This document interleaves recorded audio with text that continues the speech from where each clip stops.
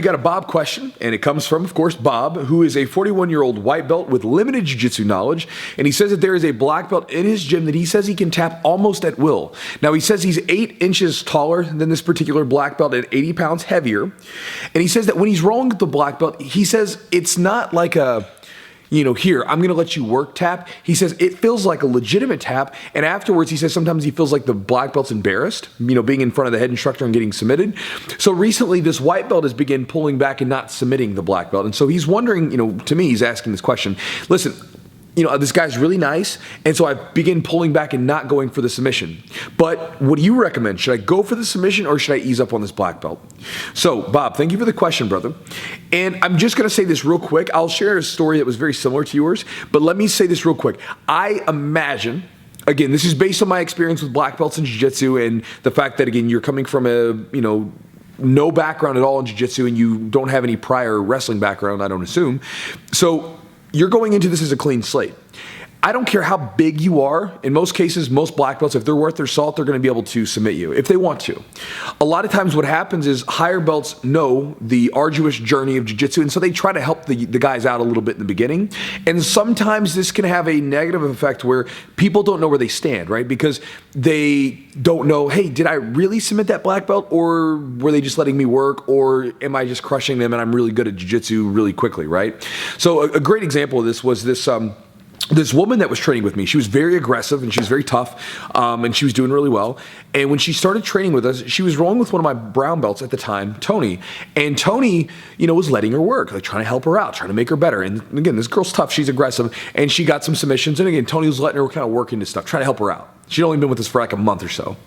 Well, she came up to me one day and she's like, man, I submitted Tony X amount of times. And I told her, I said, listen, you are rolling with someone who could smash you if they want to, but they're letting you work. And she kind of scoffed at that. She goes, no, I got the submission. And so I'm kind of like, you're crazy, right? This guy's been training for like 10 years. Like he could submit if he wanted to. So I talked to Tony. I said, Tony, I was like, the next time you roll with so-and-so, I was like, put her in a submission and let her have contrast. Let her know, like, this is what the role's really like. Here's what I'm letting you do right now as we bring you up to speed. Because again, a lot of times the way that, I guess it's become kind of the culture of the gym, the way that we do it is early on, we nurture you, right? We bring you up and kind of help you out a little bit and try to ease you into this process.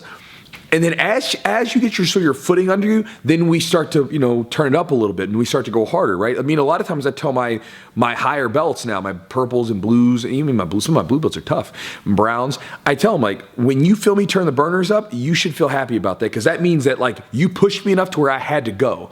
And it's the same thing with some of the white belts. As they start to roll with some of the higher level white belts and blue belts, I tell them, when they start to put the burners on you, when you start to feel that pressure, that's good. That means that they respect you and they're like, man, he knows what he's doing and now I can go harder. And so I think you might be in a situation like that where this woman was rolling with Tony, thought she was doing really well. Tony was letting her work. Again, she had limited knowledge of jiu-jitsu, just like you have limited knowledge. And I imagine, again, I have a hunch. Again, I don't know because I'm not there, but I have a hunch that the black belt probably has the ability to, put you in, a choke and get around to your back. I don't care how big you are, probably sneak around your back, put you in a choke. But what they're doing is they're trying to be helpful to you.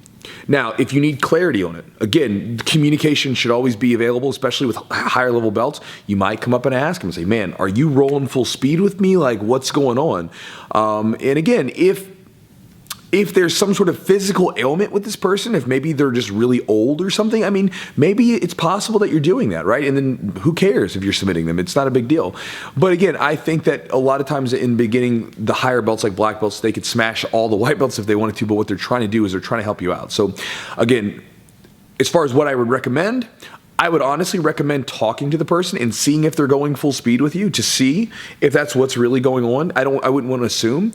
And again, sort of maybe get some clarity on the situation, because again, it's very, very rare that a inexperienced with grappling white belt would come into a gym and be able to submit a black belt that's, again, tough. And again, maybe there's something else going on in the gym. Maybe the gym's not legitimate. I don't know. But if you're at a legitimate gym with legitimate black belts, they can beat the brakes off of most people coming in off the street. So I know it's not an exact answer, but hopefully this maybe gave you some things to think about, Bob. And good luck to you in your situation and your new journey in jiu-jitsu. So thanks, brother.